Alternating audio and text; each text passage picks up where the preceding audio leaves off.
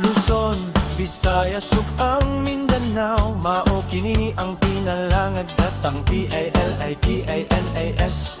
Ug puno kini sa daghang mga kinaiyahan. Kinaiyahan nga makahatag unta ka nato sa kalambuan. Kalambuan nga walay sama, pangkinigi among-amongan sa mga politikong SVITEK ug maayong musaad apan dili malauman. Sa unang panahon ng kawatan, mga watuna ay hamudagan. Apan karon ang mga kawatan, mudagan una ay hamangawat. O kalisod kay usa sila nga kapanday sa atong balaod.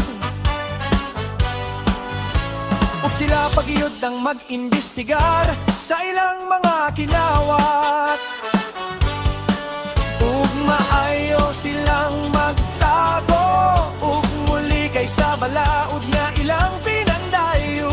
Kini ilang pikuon, balion, dinhi sa PALIPENAS ang manumbong maoy dautan. Dinhi sa PALEBNS ang sinumbong maoy protektahan.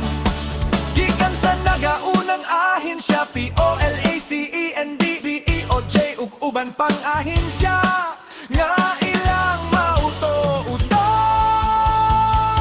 Ug bisan pa sa Kongreso ug Senado, nakaplastar ug maayo ang irong masugod mauto-uto. Kay sila gitagaan o mandogi kan gayot sa tahong dunay ati sa ulo. Dinhi sa PELEPNS ang mainstream media, sila'y mga BAAN.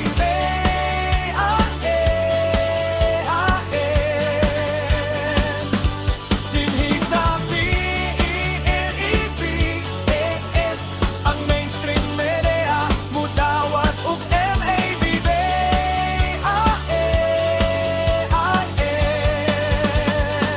Dinhi sa PELIENS ang manumbong maoy dautan. Dinhi sa PELEPNS ang sinumbong maoy prapurahan. Ug nganong daghang polis nagsuroy-suroy sa atong bayan.